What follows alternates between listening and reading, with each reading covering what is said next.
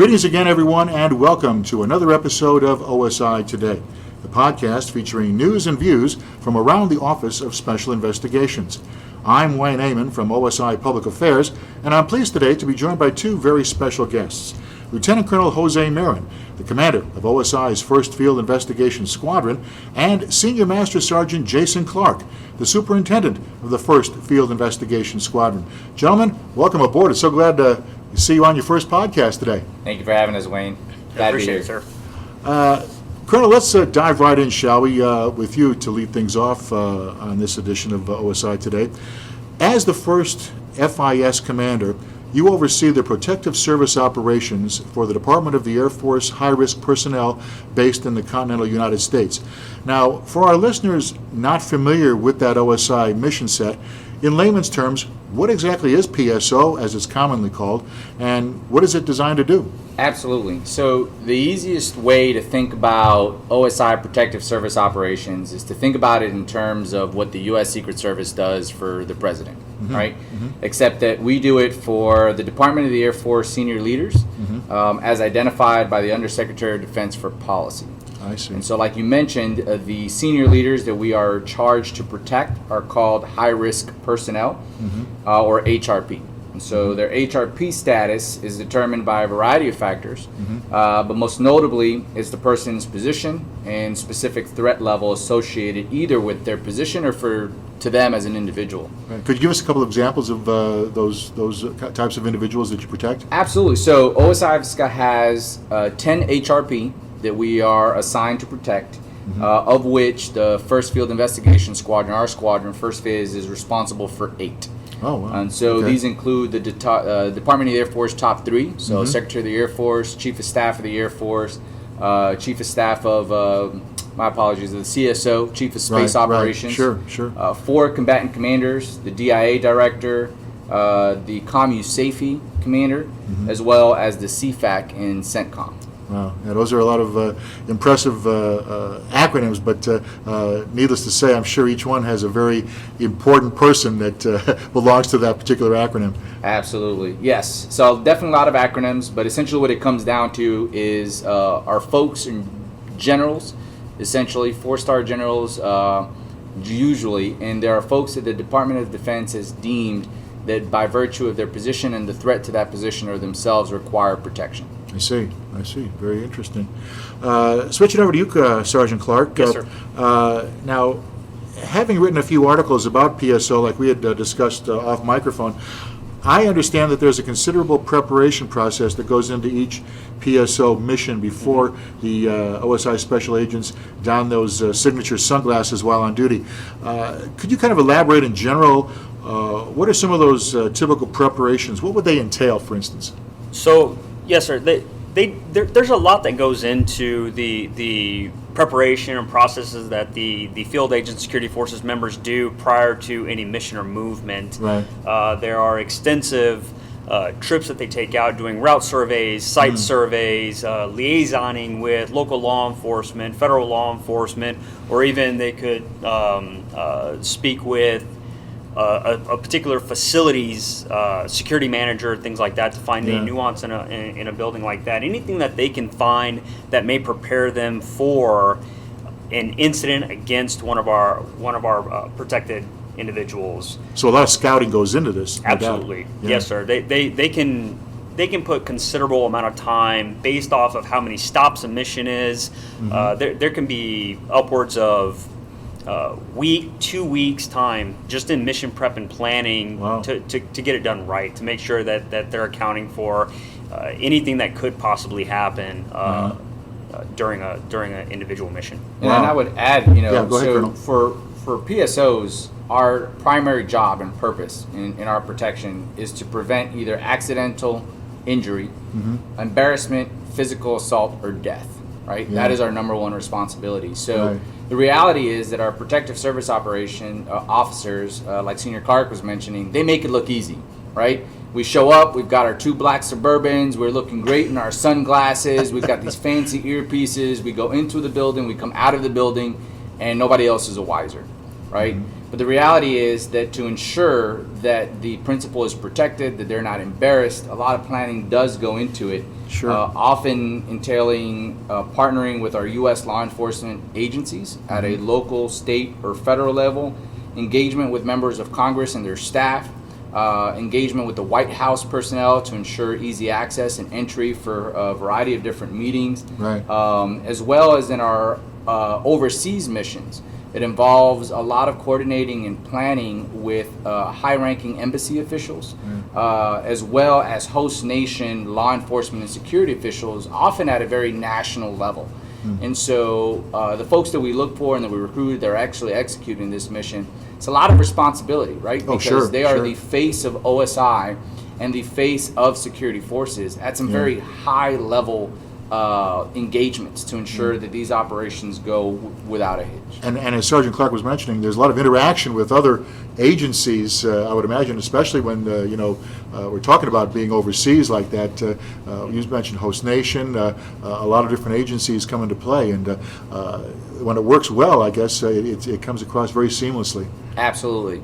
But it definitely takes a lot of planning, a lot of effort, a lot of coordination, especially those overseas missions. When you think about, what does it take to get a weapon into a foreign country, all the clearances that you have to go through, as well as, eliciting any threat information within that country itself that may affect the mission. So, on a 2-hour mission, right? On a typical 2-hour mission, how long would you say that our personnel spend planning for that 2-hour mission? For a 2-hour mission, by the time you run a route, secondary route, do all of your site surveys, documenting, making your points of contacts, reaching out to those folks, you can easily spend 2, 3, 8-hour days just in running routes and doing mission prep for something like that. Just for a 2-hour mission.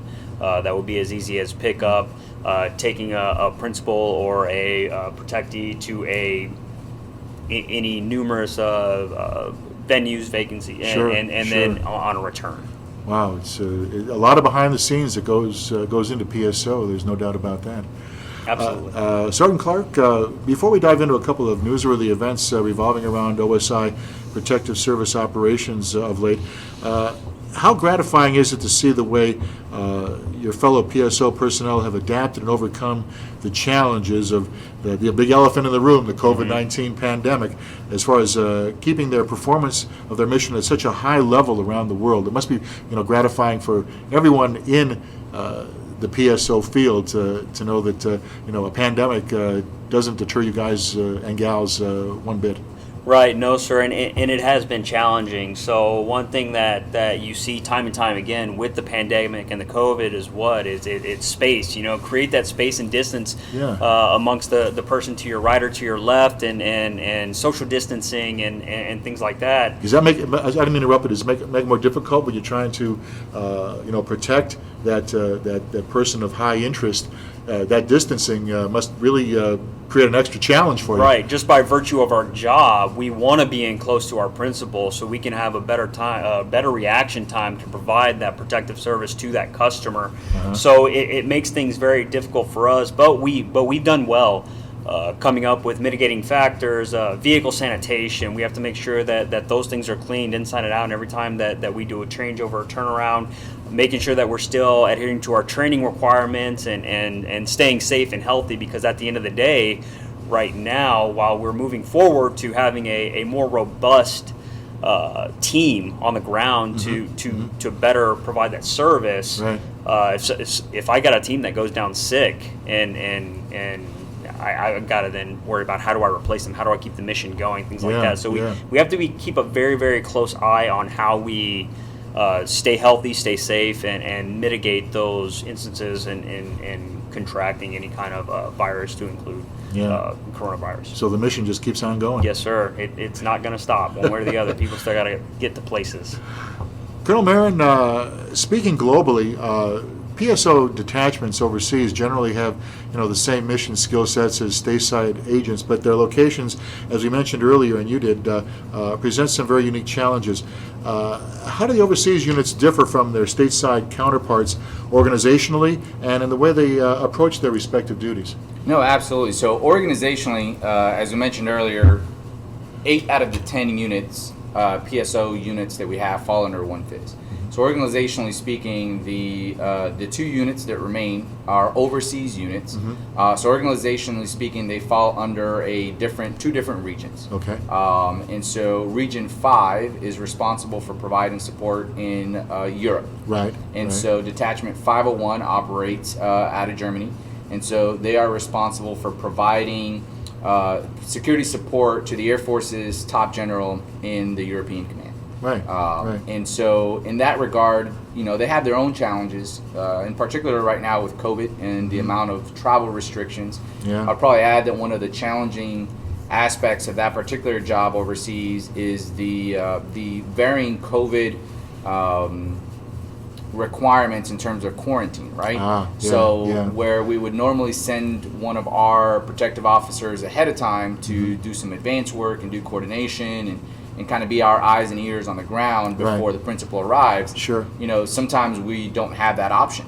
And so it's having to rely on either local detachments that are currently there to set that groundwork for them, and or work with our embassy personnel and partner with Department of State, the regional security officer, for example, and his staff or her staff to be able to help facilitate that. So organizationally speaking, that's a little bit of the different. As you mentioned, our standard operating procedures are pretty standard across the board. But the other kind of uniqueness is that from our overseas units that we have is the detachment or the unit that supports the Combined Forces Air Component Commander, right? Okay. And so they operate in the CENTCOM AOR. Think Qatar, Iraq, Afghanistan, and that is the general that's in charge of all of the air assets over the CENTCOM AOR. And so a lot of the challenges that they face, a little bit different than maybe how we operate while we're operating mainly in suits and in our day-to-day operations. Right. These guys are operating, gals are operating in full tactical gear, often in very high temperatures, day in and day out. And so while, we may be drained, or our airmen may be drained at the end of the day because they've worked 16 hours or 18-hour shifts, the folks that are in that particular environment are, it's that much more arduous on them to make sure that they provide the level of professionalism and protection that is required for that principal and to operate in that AOR. Wow, it's amazing. It must be a tough job even before COVID hit. Oh yes, absolutely. Lots of in and out of helicopters, in and out of up-armored vehicles, obviously of litany of different political environments to kind of navigate through. A lot of our airmen are relatively young airmen. They are staff tech sergeants, few master sergeants here and there. And so we place a lot of trust and confidence in our young airmen to go out there to execute the mission and to execute it flawlessly every single time. So when we say that PSO is a no-fail mission, I mean, you can imagine the fallout of something as simple as one of these principals falling or slipping or somebody throwing something at them or them being injured. That could have been prevented, maybe. That could have been prevented. Yeah. And so I'm extremely proud of the level of performance of every one of our airmen that executes this mission day in and day out. That's a heck of responsibility for a young airman. Absolutely. Sir, these are some pretty exciting times, as I'm sure you know, for OSI PSO. The first event involved the recent reorganization of the 9 stateside protective service teams under the first FIS leadership team. What was the rationale behind the realignment, and what exactly will be different? Absolutely. So, being a veteran personal security advisor myself, I've been able to execute the mission prior to this consolidation and afterwards. So I definitely see a lot of the benefits that come along to it. Really, when it comes down to it, with the change in our national security posture, there was a high demand for counterintelligence support throughout OSI, right? And on behalf of the Department of the Air Force. So OSI had to take a look at how do we reallocate our small agent pool to those resources, counterintelligence resources, while still being able to execute our mission set. Right. So that's one of the driving factors. And so protective service operations lend itself because it was very heavily on the agent side of the house, right? I see. We had security forces, defender teammates that were part of our team, but they were detailed to us. We didn't necessarily have administrative control over them. They could get pulled out at any time as needed. And so with this change, OSI actually received a number of security forces billets that are now on OSI unit manning documents, making FIS the first truly joint OSI security forces unit in its history. So traditionally we've partnered with our defender teammates for like joint drug enforcement teams or joint sexual assault teams. But again, those members have usually detailed to OSI. Right. And so, as a testament of this joint OSI partnership that we have, Senior Clark is the first sitting superintendent of an OSI unit as a defender. So he still carries his 3 Papa AFSC, as you see the tab on his left shoulder. It still says SF. Yeah, SF, yeah. And so it's a great partnership. And so those are some of the things that kind of led up to it. Some of the benefits of the realignment, I think, is that it provides a better C2 structure. Before, the vast majority of these teams fell under 3 different regions. And so different detachment commanders, different region commanders. And so with this providing a central C2, there's a lot of benefit to not only the organizational structure, but also the opportunities for recognition, for promotion, for development, for instilling standard operating procedures, and more importantly, interoperability amongst the teams, right?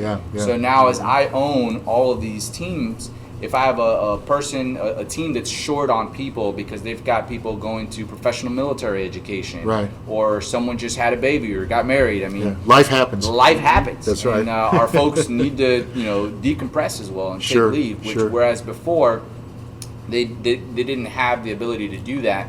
I now have the ability to plug and play from within our different PSD units because they're all trained to the same standards. We have the same SOPs, and oh, by the way, we have one C2 structure, right? I think another benefit that came from this is right-sizing the teams.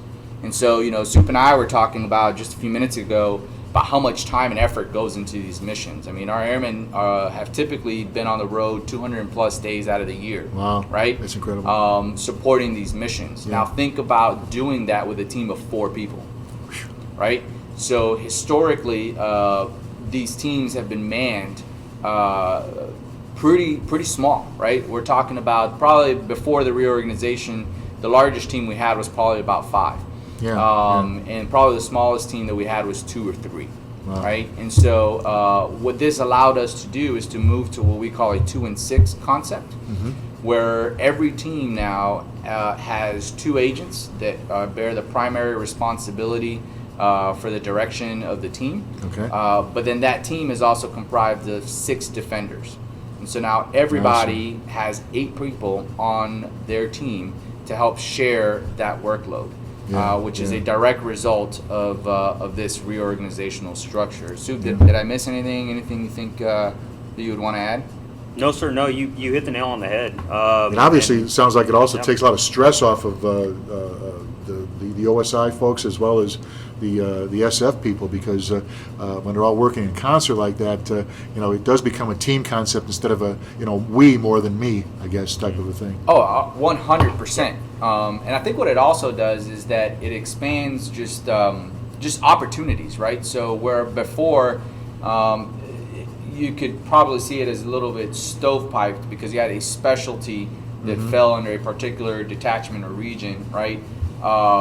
You only had one Master Sergeant on the team, and once you're, if you promoted out. There was really nowhere else to go.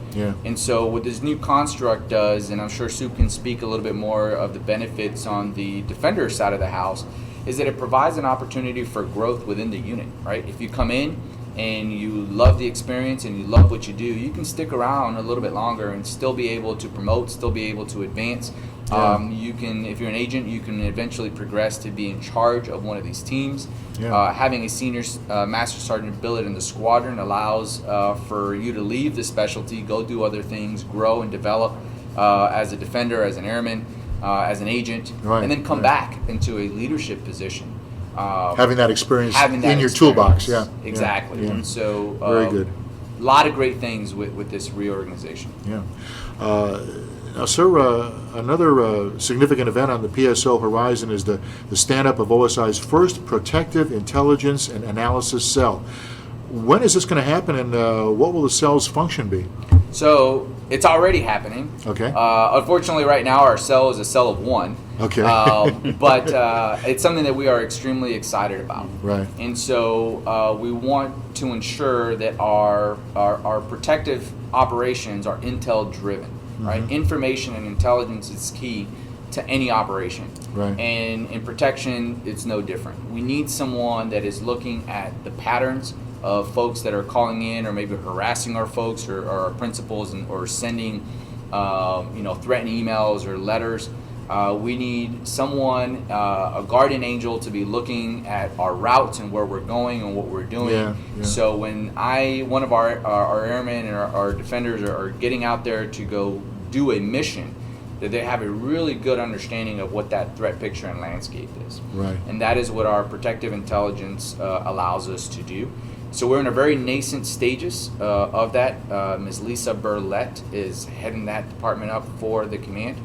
And so she's the groundbreaker for you. She is the groundbreaker for this. We're very fortunate to have her. She came to us from the Army, from CID. And she did this type of work there as well. So great reputation. She's a wealth of knowledge. And she's building this capacity not only for First FIS, but for OSI as a whole. Right. And so kind of what the future of that looks like is we've gone through the phase of identifying requirements and how many analysts or intelligence specialists are required to do this job. Right. And so we're currently going through the process of now staffing for that. And so we are growing that capability over the next 2 to 5 years to meet the requirements to be able to support all of OSI's protective service details with up-to-date, relevant, all-source intelligence information that delves in a variety of different ints, as they call them, to be able to provide a good sight picture for our operators in protection of that particular principle. Sounds like the best times are still ahead. Oh, the best is yet to come. I am 100% confident that the way that we do protection today in OSI is going to look vastly different 3 to 5 years down the road. Sounds very exciting. Sergeant Clark, Colonel Marin alluded to this a minute or so ago. With the new PSO initiatives coming to fruition, there does appear to be some really formidable opportunities in store for those who are wanting to be able to join the PSO ranks. In addition to what the Colonel alluded to before, what are some of the benefits of capitalizing on these new opportunities as you see them from, say, for instance, an SF standpoint? So especially from the SF standpoint, not only our ability to come in and kind of do a manpower assist and marry ourselves up to our OSI counterparts in this joint endeavor, but on the benefit side of security forces, right, all of us chime in on one thing, right, is breadth of experience. How do we grow ourselves? How do we make ourselves better in our own career paths? And this is something that we as a security forces community have always looked at as a very, very sought after mission set to go and work, be a part of, especially at this level with the joint endeavor with OSI. But to be able to take that, gain that experience, work at this level, and then go back and take that back to the career field and continue on with your journey, your Air Force career, and where that takes you is invaluable for the members that we are bringing in from the 3P community to work this mission set. Right. Now, you tied into the next question. I'll ask you the same question, Colonel Marin. what advice would you give newcomers to OSI, for instance, who believe the future in PSO is for them? I mean, both of you, Colonel, Sergeant Clark, whoever would like to answer that first. So from our side is I know, kind of like what the Colonel was saying. Yep, it looks very, very calm and reserved on the surface as you stand out in front of the black SUVs with the suits and the sunglasses, everything like that. Oh, but while we're on the subject of sunglasses, I forgot to ask before. What is the specific purpose of wearing those sunglasses? There's an operational reason for it, right? There is. There's more than just trying to make look sure cool. that we look cool out there and Yeah. that we all look. At any juncture in time, and you kind of gain these little tidbits through training as you go through and learn, but you're always wanting to watch what other people are doing in and around your principal, and that's looking at hands, but you never want to take attention or bring attention onto yourself. You want to stay kind of the duck on the pond who looks calm on the surface, but the feet are turning underneath, and staying very cognizant to your surrounding. Understand where people's hands are, who's making aggressive movements, who's making any kind of threatening gestures towards your principal or things like that. So by them not being able to see your eyes, absolutely. you have the advantage then, because you can pick whatever negativity is in a crowd, for instance, out without them seeing that you're looking right at them. Yeah, you can see a lot through peripheral vision. So while you're just seemingly just standing there, hands folded in an interview stance or anything like that, but your eyes are doing a lot of work, staying very aware of your surrounding and any impending threats. Gotcha. Very good. Colonel, do you have any other advantages that a newcomer to or advice to newcomers to OSI who think that PSO is the direction for them? No, absolutely. I would say if you want to be part of an elite team, if you're not afraid of putting in long hours, but being part of a rewarding experience in a real team family environment, if you are interested in wanting to travel the world, I mean, in my time in PSO, I've been to over 36 countries. Then this is the place you want to be. A lot of frequent flyer miles. A lot of frequent flyer miles, that's for sure. And so, this is the place. Those are the type of people that we want. If this type of work excites you, if you want to be part of an elite team, if you are autonomous, if you like to work by your own and on your team, if you want to be provided a wealth of trust and confidence, and then also if very few people get an opportunity to peek behind the curtain to see how the sausage is made, how our senior leaders think, good point, how policy is being made, right? You are right there. You are right there. You are the fly in the wall. As a matter of fact, on the officer side of the house, for our professional military education, we actually have fellowships by which we send the Air Force sends or picks high-performing officers to go shadow a senior officer, right? And that they count as professional development. And so as a staff sergeant, as a tech, as a master, I mean, you have an opportunity to do exactly that without wasting a PME chip, right? A professional military education chip. You get to hear and listen how decisions are made. Where are we going as a department? How is it that key leaders make very difficult decisions? And those are all things that I think help us grow and develop us in this thing that we call the profession of arms. So more than leaving one FIS or leaving the PSO community, knowing how to shoot, knowing how to drive, daunting fancy sunglasses, doing a lot of shooting and moving and ramming of vehicles in our training environment. Checking all the boxes. Checking all of those boxes. More than that, you leave the PSO a better airman. Understanding how to lead, how our senior leaders make decisions. And you take that directly back to whether you're a defender in your community and how you apply it there, or whether you're an agent and now you're going to go supervise other agents and other OSI mission sets.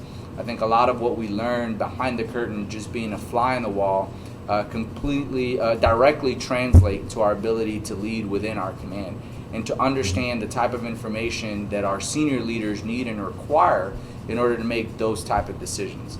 And so, you probably could tell, but this kind of stuff excites me. I'm very passionate about mentorship. I'm very passionate about leadership. in developing our airmen. And oftentimes when we look at protection, we don't think about those things, right? We think about the guys in the vehicles, they drive and they go, to the hotels or they're in airplanes. Right. There's a lot more that goes to that. So to the folks that are listening, if this is something that you're passionate about, something that you're interested, if you want to grow, if you want to challenge yourself as a person and as an airman, we wholeheartedly invite you to come and join the PSO team, whether it's in 1FIS or Det 501 or whether it's in the CFAC team. We welcome our agents to want to come and apply. We have I'm on the global. I'm easily found on the global at jose.marin.2@us.af.mil. We'll be more than happy to provide any documentation or any process on how you apply and what that process looks like and kind of some of those requirements that are involved. Very good. Well said, sir. We're about to wrap up, so is there anything else that either of you would like to add? No, just speaking of opportunities to come and do this mission and this job set right now, we are hiring 36 defenders. We are onboarding right now as we speak. Advertisements are going out through the assignment management system. And if anyone is interested in throwing your name in the hat to compete to come work for OSI doing the PSO mission, those advertisements will be coming out shortly. Very good. Anything else, Colonel? No, sir. I definitely appreciate the opportunity. Thank you very much. No problem. Our guests have been Lieutenant Colonel Jose Marin, the commander of OSI's 1st Field Investigations Squadron, and Senior Master Sergeant Jason Clark, the superintendent of the 1st Field Investigations Squadron. Gentlemen, once again, thanks to both of you for taking the time to be with us. Really appreciate it. Thanks Thank for you. having us, sir. And for those of you listening, thanks for tuning in. For OSI Today, I'm Wayne Amon saying so long for now.